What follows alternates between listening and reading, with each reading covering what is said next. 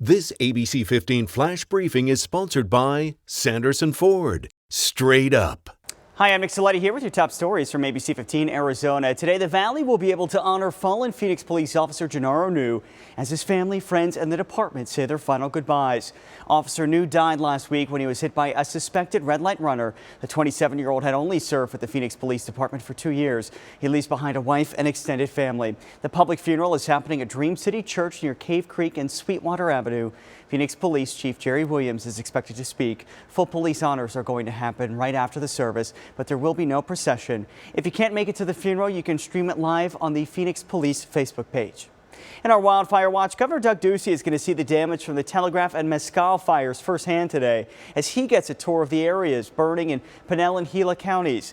Governor Ducey made declarations of emergency on Wednesday in response to these wildfires, making up to $400,000 available for fighting and relief efforts. Here's what we know about the Telegraph and Mescal fires this morning. The Telegraph fire near Superior is 84,000 acres in size. Crews are making some progress because they have it now 34% contained. The Mescal fire south of Globe is just over 70,000 acres. Firefighters are holding steady at about 23% containment. An excessive heat warning will kick in for the Valley starting on Sunday as temperatures soar over 110 degrees. Now, we want to remind you that the Salvation Army does have heat relief stations when an excessive heat warning is issued. The stations will be spread out across the Valley and open to anybody for cooling and hydration. They're open from 11 in the morning until 5 in the evening. The heat relief stations will be following CDC guidance in regards to the COVID-19 pandemic, of course. For pet owners, most of the heat relief stations are pet friendly. You can find the closest one to you by going to salvationarmyphoenix.org. Held hostage and now they're paying up. JBS confirming they paid an $11 million ransom to cyber attackers. The world's largest meat processor, which has a plant here in the West Valley, had to temporarily shut down most of their U.S. beef processing operations after the attack. It was carried out by a criminal group believed to be based in Russia. The YMCA is one of 4 child care providers in the Valley, providing free child care to parents as an incentive to get people vaccinated. The Y offering up to 4 hours of free child care for each day of your COVID vaccination. Appointments there from now until the end of the month, but there will be exceptions for those with a second appointment outside that window. They're willing to accommodate all situations. You can be a Y member or a non-member. There's no requirement to qualify. Parents can schedule an appointment or just show up to any location during normal business hours to sign your kids up for one of the spots. Workers are wanted. Today, Fry's is hosting a job fair needing to fill 1,000 positions throughout the state.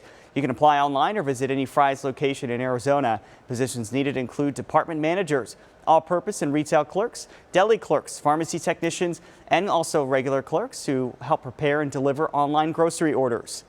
The shovels are ready this morning. The groundbreaking ceremony for Crystal Lagoons Island Resort is going to happen.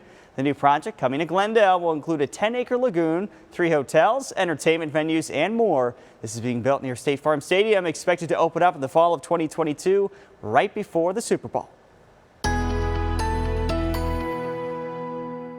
Time now for that most accurate forecast. I'm meteorologist Iris Hermosillo. It's going to be a pretty toasty day across the state, but today's actually the coolest day of the next 7. Look for a high of 102 in Phoenix. Temperatures in the upper 90s in Bullhead City and Lake Havasu, even Yuma, with upper 70s in Flagstaff, low to mid 80s in Heber and Show Low. Hazy conditions in areas in eastern Arizona as those fires continue to burn in our state too. We're also dealing with new fire weather warnings across northern Arizona. Those red flag warnings in place because winds will increase, and that's going to increase that fire danger. So it's something to be mindful of. Gusts as high as 40 miles an hour in that northern pocket of our state with very low relative humidity. Then by the weekend, we turn our attention to excessive heat warnings, the first of the year in place for the Phoenix metro area starting on Sunday. As you look at that 7-day forecast, we'll reach a high of 102 today, possibly 110 Saturday, then much hotter Sunday into next week.